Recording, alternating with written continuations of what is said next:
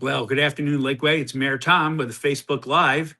Little update for where we are today with Winter Storm Fern. If you look behind me, that blue sky, what a beautiful day here. Now it's a little cold, so it really is a Chamber of Commerce day.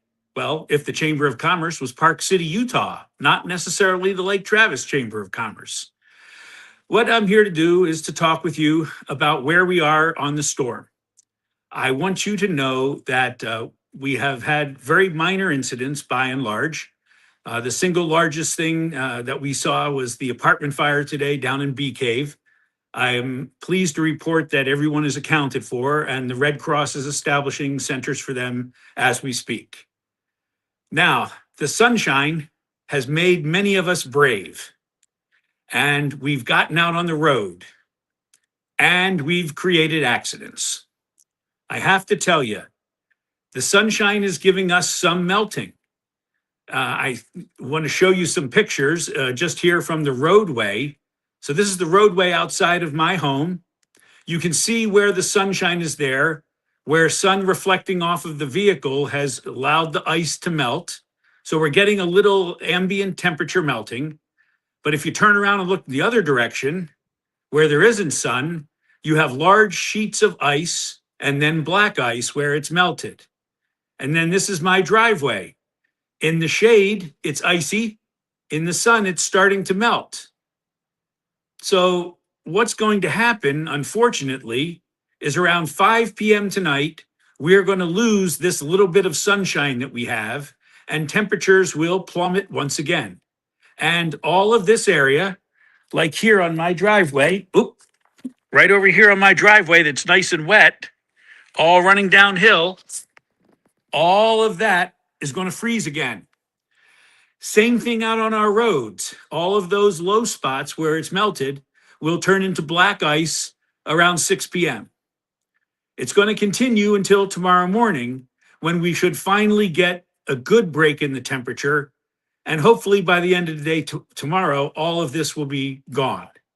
But I do have to ask, please, unless you are an essential worker and you have to go to your job, I would ask that you defer for one more day non-essential travel. It really, really is that important. We have a very low manning right now for the police and dispatch. We've been working overtime since Friday evening.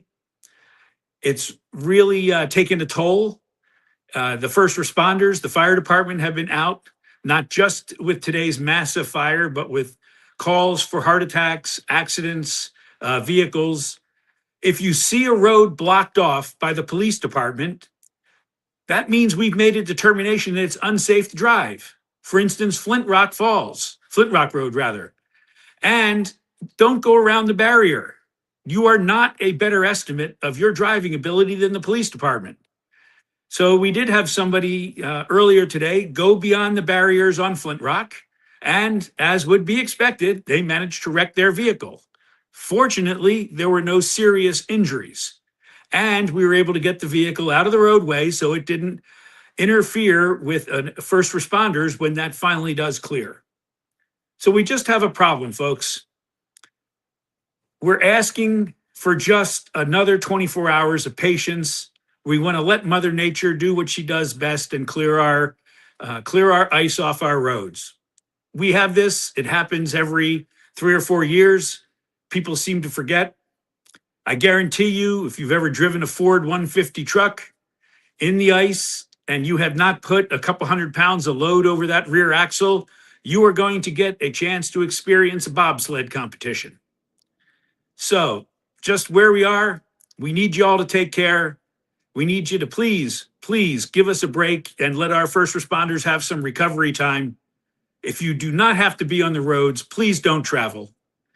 Please take care of each other. With a little bit of sunshine, you can get out. You can check on your elderly neighbors, see if there's something you can do for them. We are doing well. We have not had significant power outages. That's a very good thing. And we have not had any really big significant issues in the city in terms of water mains breaking or other sort of infrastructure failures. The one thing we have are traffic accidents and then vehicles blocking the roadway.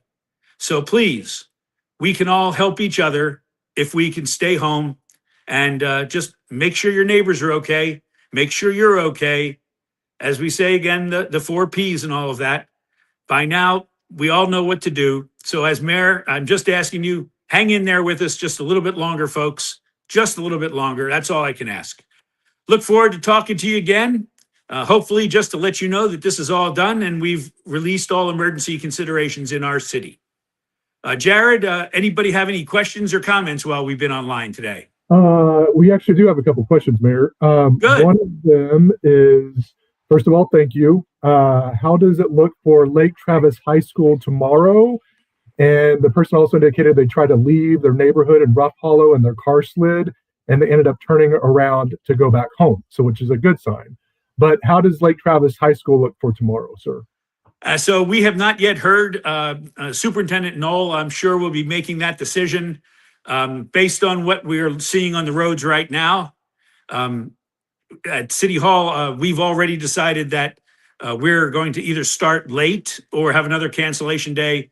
The summit of charities and charity workers for Lake Travis that I was holding tomorrow, I've already canceled. I don't want those people trying to travel early in the morning to City Hall. I think you need to stand by. I would not be surprised if Lake Travis either has a delayed start or a second day, because once these roads freeze again tonight after the temperatures drop, it's going to be really hard to get the buses out of the barn tomorrow morning at 6 a.m. So you should be anticipating that, and I'm sure they'll make an announcement later this afternoon. And I fully defer to the superintendent's judgment. They're pros at this. They know if they can get the students to and from school safely.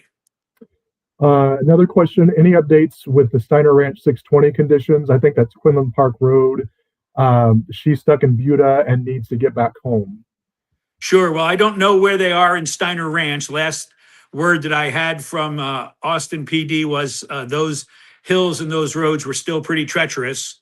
620 has improved, is somewhat passable if you have a vehicle that can handle that, but it's not recommended to be on 620. And certainly after 5 p.m. tonight, when it all freezes up again, coming down the hill on 620, you will you'll also be a part of the United States National Bobsled Competition coming down that hill.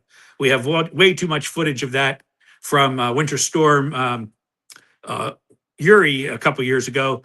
I don't want to see you guys in your trucks or cars adding to that footage on this winter storm.